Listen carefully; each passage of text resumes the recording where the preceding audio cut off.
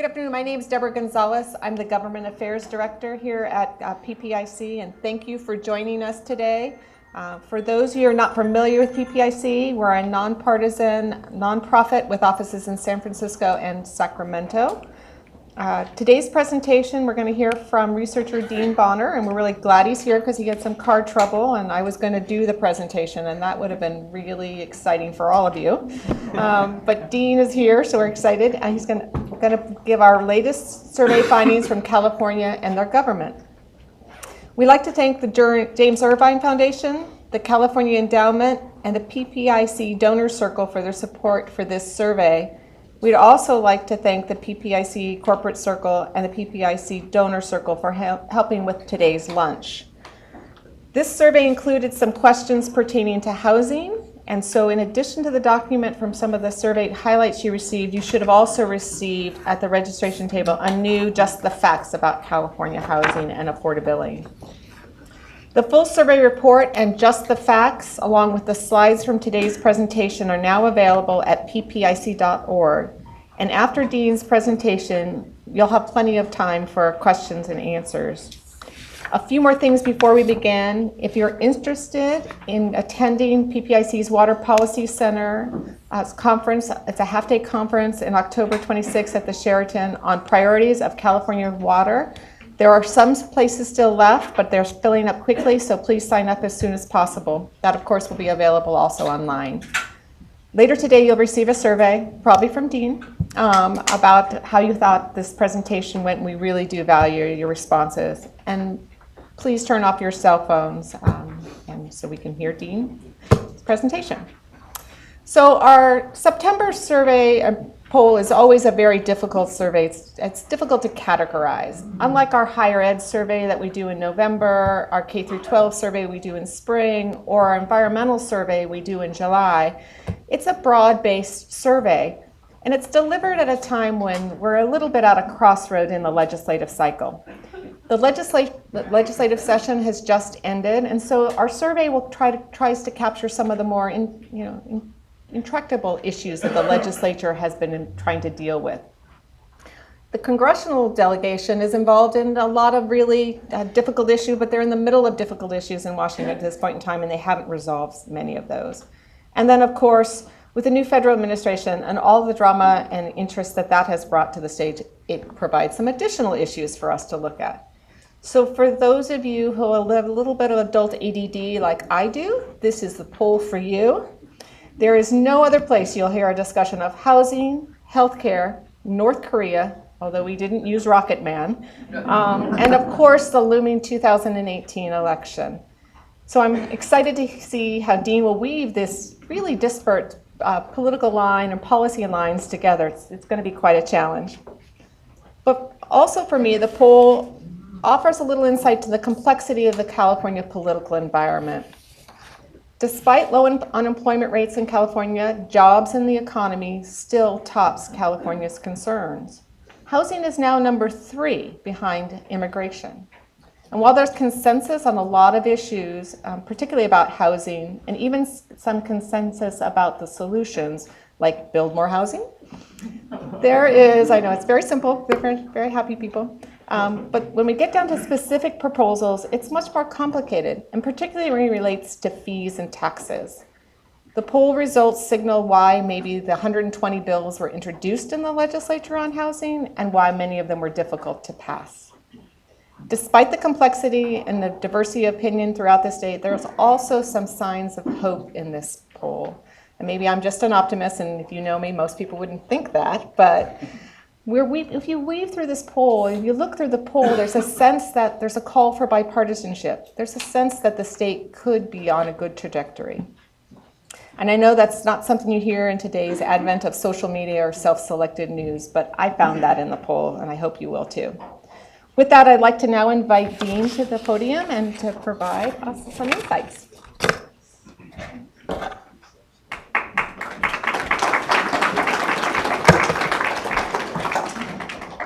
Thank you, and I'll have to say that I had the utmost confidence that if Deborah did have to do the full briefing, that it would have been just absolutely fantastic, even on short notice. So, but I was glad that I was able to get here, given, that's what I was supposed to do. So this survey is broken out into the state and federal issues. But before we dive into that, a little bit about the survey itself. This survey was founded back in 1998 with the mission of providing timely, relevant, nonpartisan data on political, social, and economic opinions, with the hopes that we can inform and improve state policy making, raise awareness to issues, as well as encourage discussion. Of course, where we are today compared to 1998 regarding what's available for discussion is much different, is a much different place. But this survey in particular provides a voice for all Californians in that it interviews not just registered voters or likely voters, but all Californians, which allows us to kind of see how the general public feels about issues that they may or may not be able to vote on. And I think that's important. And since 1998, we've interviewed over 330,000 Californians in over 160 general and special topic issues, some of which Deborah mentioned earlier.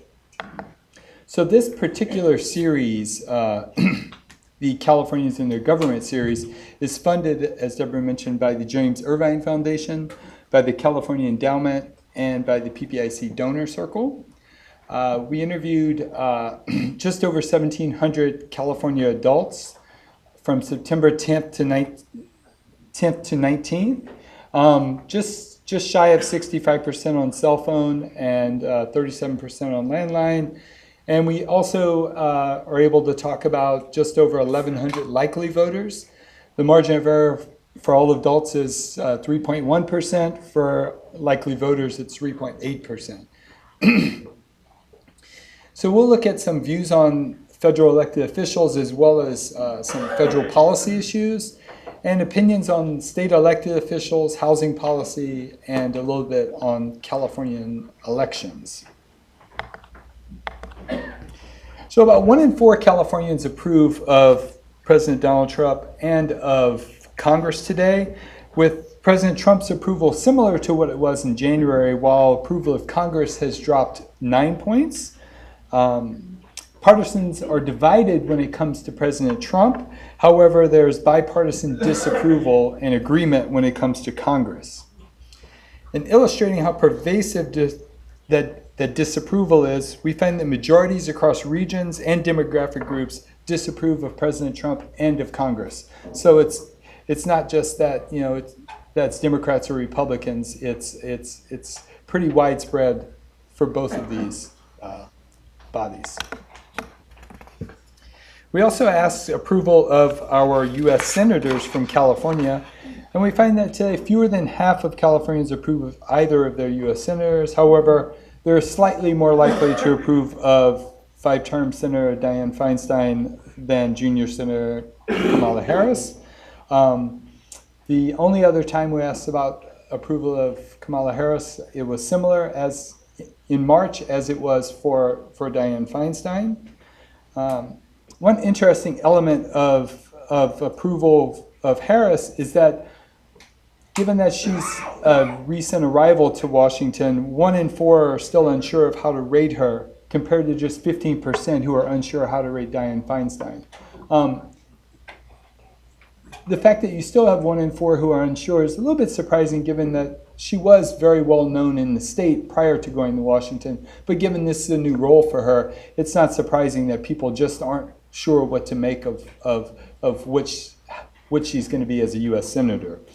And while Democrats are much more likely than Republicans and independents to approve of both senators, Democrats are 12 points more likely to approve of Feinstein than of Harris. So once again, some of that is dictated by the large number of people who are saying they're not sure how to rate her, even among Democrats.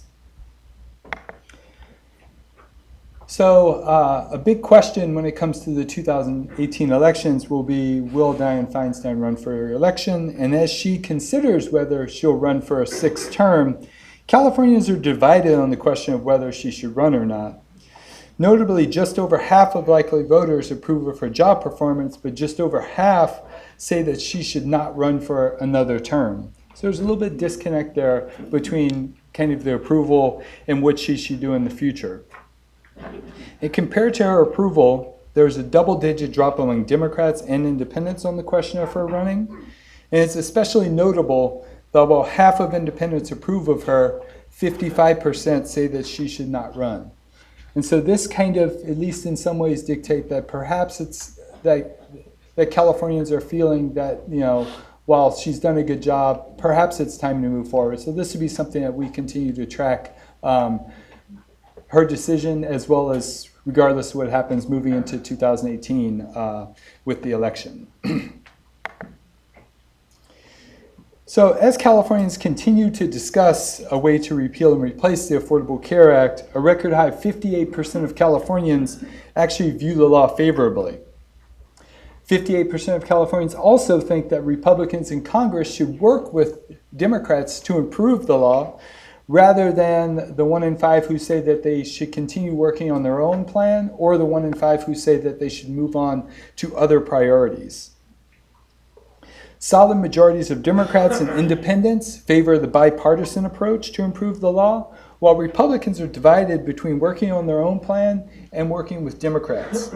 So it is pretty telling, the kind of 45% versus 41%, the fact that Republicans are truly divided when it comes to this. Our survey finished up on Tuesday night, so that was prior to the news that kind of the Graham-Cassie bill wasn't going to move forward. But it was at a time when this was being discussed. And so I think part of that is going to be kind of, at least in some ways, dictated by how people viewed some of the alternatives as we've seen them come up over the last few months. And I think that's in some ways kind of impacting the fact that we've actually seen favorable opinions of the ACA actually increase over the last few months. And across all demographic groups, fewer than 3 in 10 think that that Republicans should continue to work on a repeal and replace plan. So the fact that 6 in 10 think that it's time to kind of a bipartisan approach is illustrated also by just fewer than 3 in 10 across all of these groups think that they should just continue on the repeal and replace plan. Okay, sorry about that. So stepping back away from kind of the policy itself and looking at how Californians view healthcare more generally, we find that 2 in 3 Californians think that it is the responsibility of the federal government to make sure that all Americans have health care, while 3 in 10 say it is not the government's responsibility. Strong majorities of Democrats and independents say it is the government's responsibility, compared to just 1 in 4 Republicans. We find that majorities across all regions and demographic groups say it is the responsibility of government, with Latinos, younger Californians, and those with household incomes of less than $40,000 among the most likely to hold this view. So with 2 in 3 saying that it's the government's responsibility, how do they feel about a path forward if government were to take on this responsibility? Well, among those who say that 2 in 3 who say that it is the government responsibility, we asked them whether or not it should be moved forward through a single national health insurance system run by the government, or through a mix of private insurance companies and government programs as it currently is.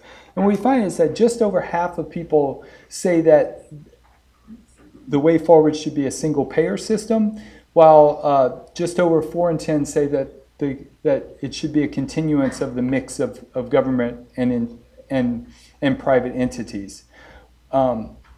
And so that's kind of, in the concept of the Medicare for All bill that's being brought forward, and that has seen a lot of support among Democrats regarding co-sponsorships and whatnot. It is interesting that, even in a state like California, half of those who think that it's government's responsibility, and about a third of all adults say that a single payer kind of system is the way forward.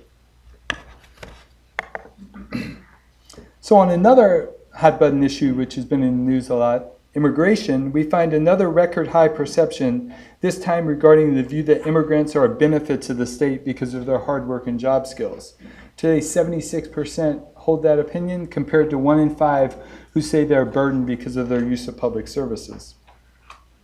Solid majorities across regions and demographic groups view immigrants as a as a benefit.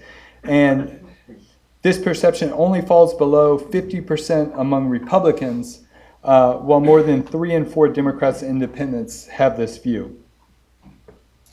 On the topic of a border wall along the entire border with Mexico, we continue to find that just about 1 in 4 are in favor of this. This is something we started asking last year. While there's strong opposition, partisans are sharply divided on this, as you can see, while solid majorities across regions and demographic groups are actually opposed to this. So outside of the Republican, where almost 2 in 3 support this, within California, it's not easy to find a group where this wall is being supported.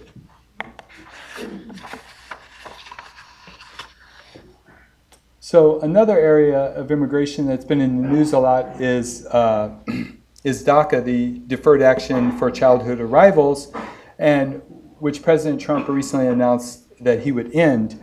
Today we find that there's actually a bipartisan agreement that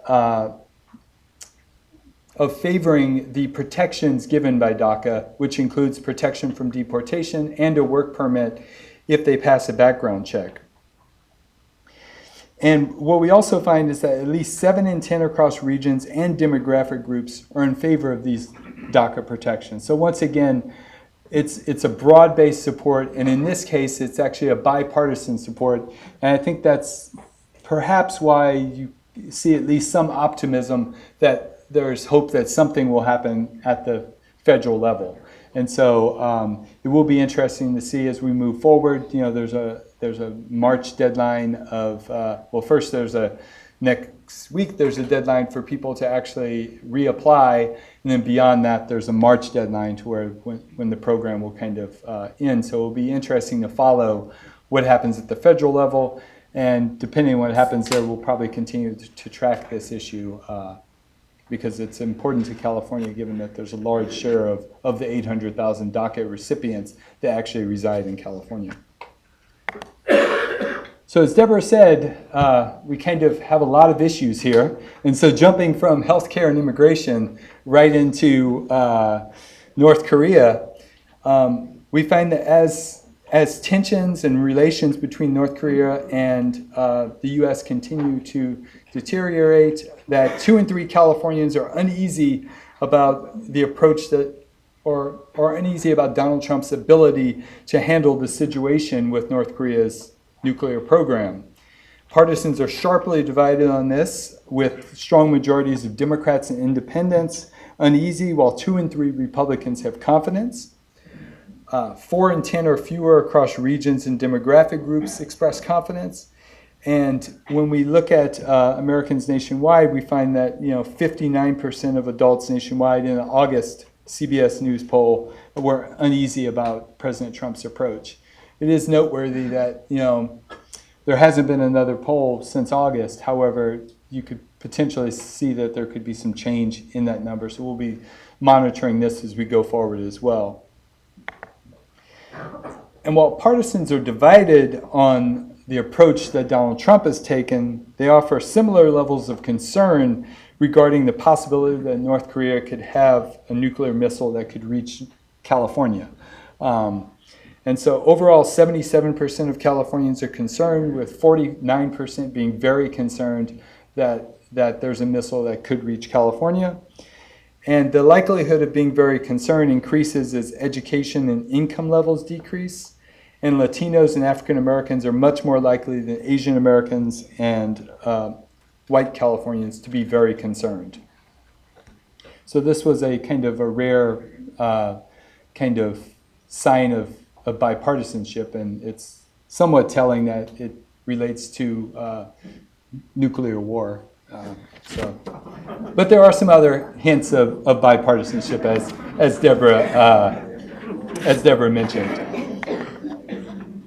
So, as investigations about the Russian interference in the 2016 election continues, 2 in 3 Californians say possible interference is a serious issue, including a plurality of 37% that call it a critical issue of national security, and 28% who call it a serious issue but not as serious as other issues. 3 in 10 Californians call it a political distraction. As you might guess, Democrats and Republicans differ on this issue. Half of Democrats say it's a critical issue, while 2 in 3 Republicans call it a political distraction, and independents are divided between these two. Pluralities of residents in Los Angeles and the San Francisco Bay Area call it a critical issue, while pluralities in Orange, San Diego call it a political distraction.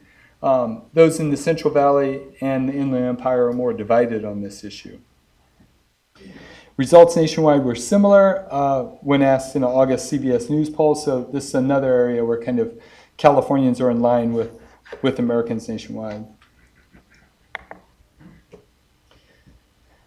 So a central question of the issue of Russian interference is whether or not there was direct involvement with the Trump campaign, whether Trump campaign members intentionally helped or not.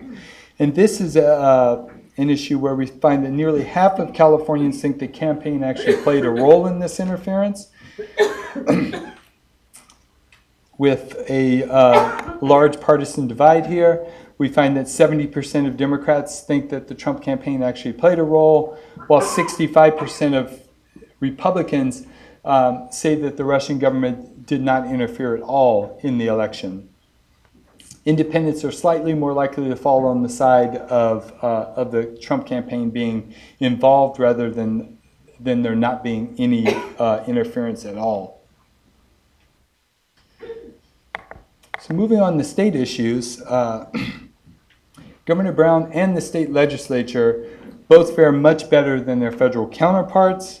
Governor Brown continues to have positive approval ratings in his fourth term. In fact, his approval has only dropped below 50% one time over the last 3+ years.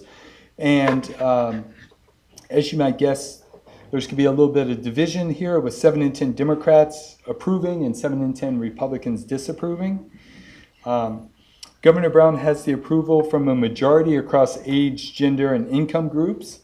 And approval is highest in the San Francisco Bay Area and lowest in Orange, San Diego.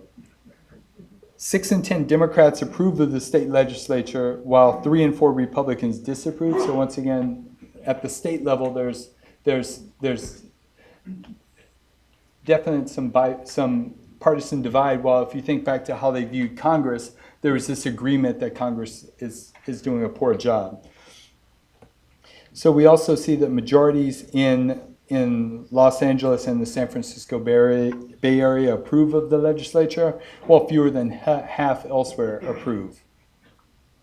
As you can see, it's been, if I'm not mistaken, Governor Brown's approval has been above 40% at least since 2012, and before then it wasn't necessarily that his approval was lower. It's that there were more people who were kind of unsure of how to rate him at that time. And so as more people become kind of sure of how to think about him, he's actually seen an increase in his approval numbers. So despite these positive approval ratings for Governor Brown, we actually find that Californians and likely voters are more likely to prefer that the next governor mostly change to different policies rather than generally continue his policies. It's notable that there's a 14-point drop between those who approve of Governor Brown and those who want a continuance of his policies. An overwhelming majority of Republicans want change, as do 55% of independents. We find that 4 in 10 or fewer residents across regions and racial ethnic groups want his policies continued. And that's despite the fact that there's pretty broad-based support for what he's doing. Among those who approve of Governor Brown, 2 in 3 want his policies continued, while nearly everyone who disapprove of him wants to see a change to different policies. So this finding, along with the finding of whether or not Dianne Feinstein should run for a sixth term, kind of hints at the idea that Californians want change. And it's not just that it's not just that Republicans want these people not to run or want different policies. It's that in both cases, there's a double-digit drop from approval to this aspect of change. And that's consistent among independents and among Democrats, as well as some of the subgroups as well. And so this is shaping up to be an interesting 2018 that we really look forward to following as we move forward. So about half of Californians think that the overall direction of the state is going in the right direction and expect good times financially in the next year. This marks the 9th straight survey where at least 50% have said things are going in the right direction. And it's a string of at least of a few years where we've seen at least 4 in 10 say that things are going in the right direction and that good economic times are ahead. Partisans are divided on this issue, and notably, Democrats are more likely to offer a positive assessment of the direction of the state, while Republicans are more likely to offer a positive assessment of the economic outlook. At least 4 in 10 have said that the state is heading in the right direction and expected good times since December 2012. And taken together, these two questions, 38% of Californians offer positive viewpoints on both questions, compared to 27% that offer a negative viewpoint on both questions. It's just an interesting way to kind of see, that while they're above half for both of them, it's not the same people saying that things are going in the right direction and expecting good times.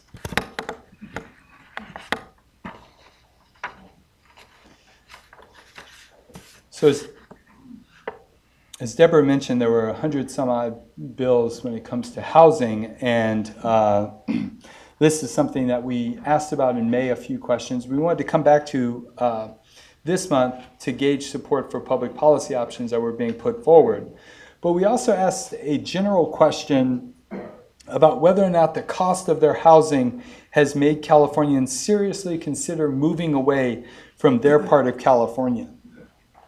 And what we found is that 44% of Californians say that, yes, the cost has made them seriously consider moving away from their part of California. And when asked in a follow-up, most of those people actually say that they've considered moving outside the state. So it's not just moving from San Francisco to Fresno. It's actually that many are considering actually where, if they were to move, moving outside the state. We also asked about two kind of the mechanisms that could be used to help the supply of housing. And what we find is that Californians are divided on the idea behind SB 2, which would impose a $75 fee on real estate permits. And across parties and regions, majority support is only found among Democrats and those in San Francisco. And so there's, on the issue of this fee, I think it kind of looks similar to the idea of how Californians view some other tax proposals that we've put forward. Despite it being, what many might consider kind of a small nominal fee, it's still something that Californians view in a light that causes division. When it comes to the idea of just building more housing in their area or in their city or community, there's greater support with 64% overall, 6 in 10 likely voters, and what we find is that majorities across regions and demographic groups are in favor of this idea. And so it's interesting that in many instances this idea of NIMBYism kind of prevents this idea of building more housing, but at least on this specific question, that seems to be gotten past. So despite what appears to be this rancorous political divide, a majority of Californians with bipartisan agreement are optimistic that Americans of different political views can still come together and work out their differences. Adults nationwide held similar opinions in a CBS News poll in June. And in California, we also see that nearly 2/3 of Californians are optimistic that people in the state with different political views can come together and work out their differences. It is interesting that when you look at the party findings, the Democrats are more likely to feel this about people within the state, while Republicans are more likely to feel this about Americans nationwide. A majority of Californians across regions and racial ethnic groups are optimistic about both Americans and Californians being able to come together. So it's a pretty widespread optimism on this issue.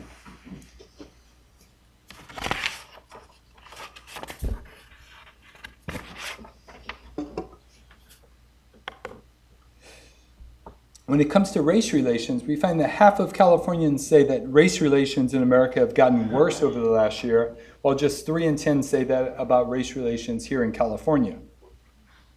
Democrats are more likely than Republicans and independents to say that race relations are worse, while they hold similar opinions about race relations in the state.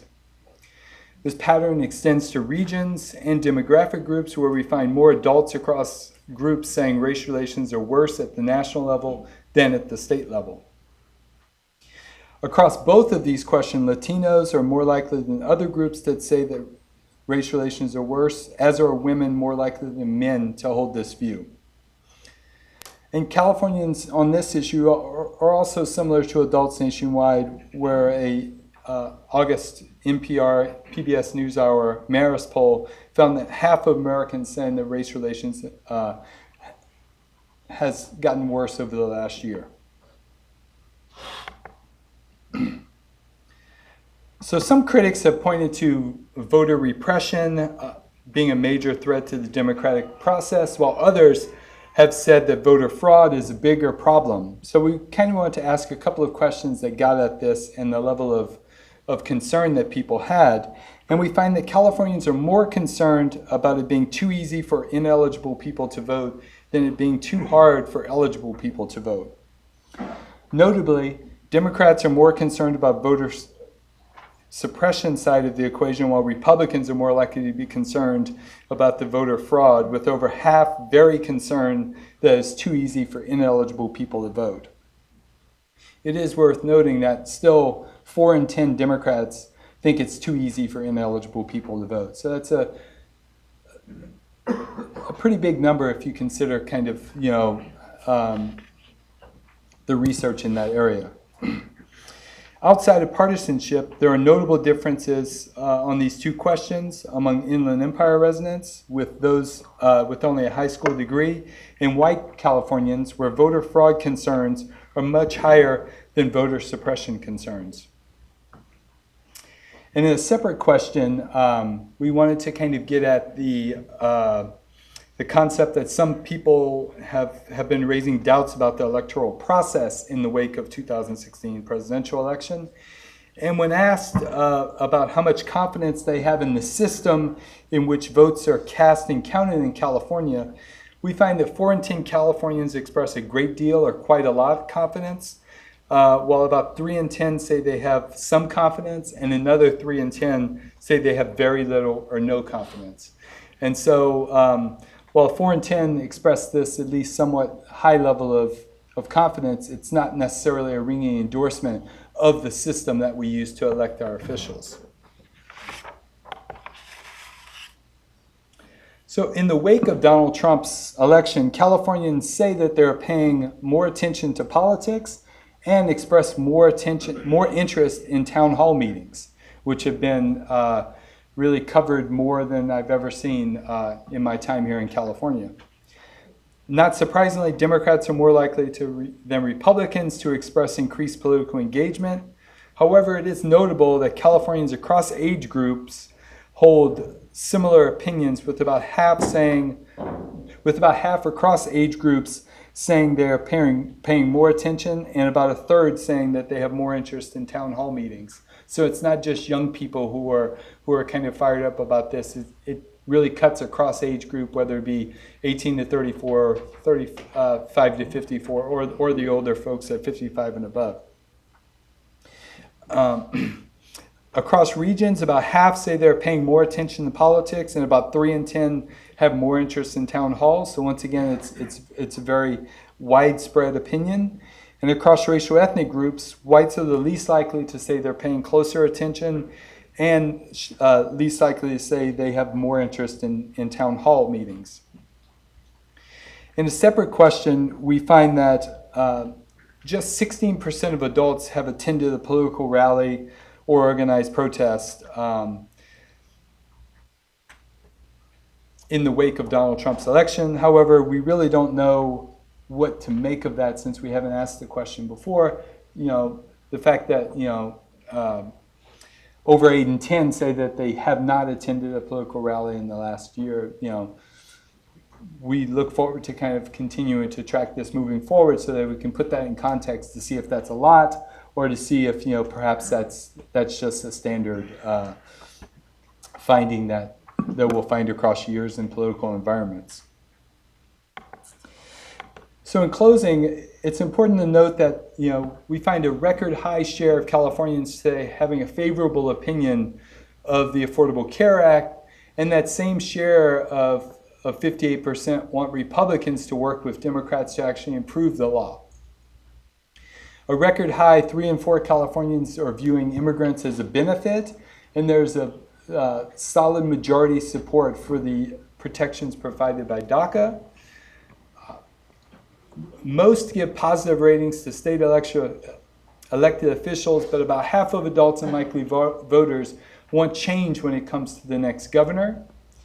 And Californians are perceiving race relations as have gotten worse in the United States over the last year, while fewer say this about race relations in the state. So at this time, I'll open it up for questions with the reminder that if you could hold off to asking the questions till someone with a mic is next to you so that the people watching the video can hear your question.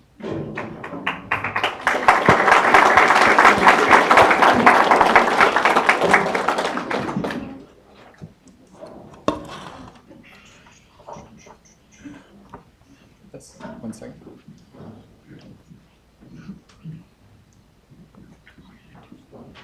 I was just curious where your sample came from? What's that? Where your sample came from?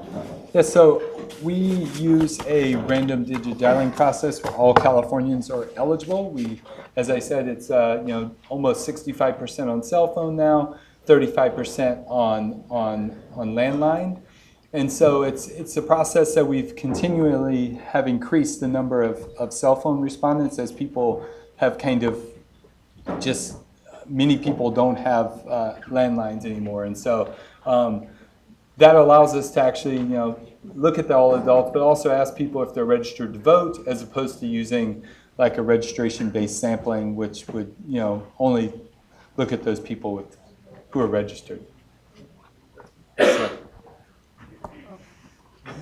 Yes, on your question regarding the single payer, did you ask about whether they would go for something in California only? There's been legislation proposed for California only as opposed to a national system.